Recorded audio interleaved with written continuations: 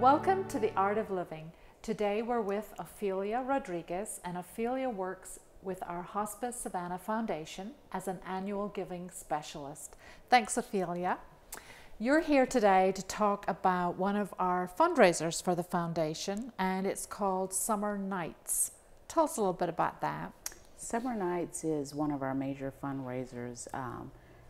It's going into its 8th year. It initially started with the idea from Jamie Espina, who is the vice president of the foundation right now. There's an organization down in Tampa that he was a part of, and they used to do a fundraiser very similar to this. So we adopted the idea, and of course we changed it to kind of basically fit our needs. And what it is we solicit our board members, our staff, and the families of patients that we've cared for and other supporters in our community to host a party on our behalf. And all of the funds that are raised from the parties help to support our non-funded programs, such as our Pet Peace of Mind, Veterans, Camp Aloha, and all of those programs. So Hospice Savannah's birthday is actually in June. We were started in June in 1979. So the idea originally was that Summer Nights would be in June, but do parties have to be in June? No, initially when it started it was Summer Night, not plural. And it was so difficult to get people to commit on the same night every year to host several parties throughout the city. So we incorporated Summer Nights, and this allows the party hosts much flexibility to host a party that's more convenient for them. So it can be any night of the summer month. It can be in June or July, and we've even had some to extend in the month of August. Right. But it's really for the convenience of the party host. And give us an idea. I think a lot of people get intimidated. They think this means a fancy dinner party. Absolutely. It should really be fun, and it's whatever your comfort level is as a party host. It can be a bingo game, it could be a picnic, it could be a family reunion, anything that you enjoy doing with your loved ones or a group of friends.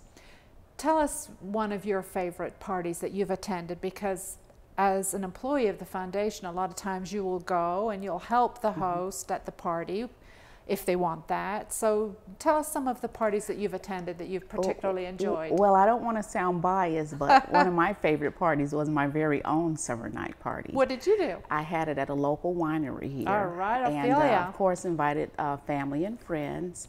The owner of the winery, we did a wine tasting. We had 10 wine tastings and 10 samples of wine tasting. We had a picnic on their property, and I just absolutely loved it. And one of our staff members had a rum tasting party, and they had like maybe 6 or 7 different types of rum. And then also there was a food truck. And so she has desserts, and we did that here at the Demery Center on last year. And so she had different types of desserts, but it was really neat and different. So that sounds good. So really it can be anything. And the other thing that I think we should explain is that Ophelia, through the foundation, will mail out invitations to the guests. Absolutely. We have beautifully printed invitations, and we really try and make it as easy as possible for the host, right? Very easy, and it certainly takes the onus off the host having to ask their family and friends for a donation. So that piece of the party solely lies on the foundation, and we're glad to do that. So how does it actually make money? There's a donation card inside the invitation. What happens is when the host agrees to have a party, I'll meet with the host and we will give them a bundle of invitations. And one or two things can happen. The host can send out their invitations, or the foundation, we will gladly handwrite invitations and mail them out, because we want the invitation to have a very authentic and natural look. Not to look like a business envelope, but to look like a private invitation, of which it really is, because it's coming from the host. And so what happens is the host will give us a list of their invites. We will address the envelopes and the invitations, and we'll mail them out. And inside of the invitation, there's a donation card with a return envelope. And to Hospice Savannah. To Hospice Savannah. And so that piece takes the onus off of the host, and the donation comes directly to the foundation. Yeah, that's nice. They don't have to ask Absolutely. for a donation. Absolutely. They just show up at the party and have a great time. Great.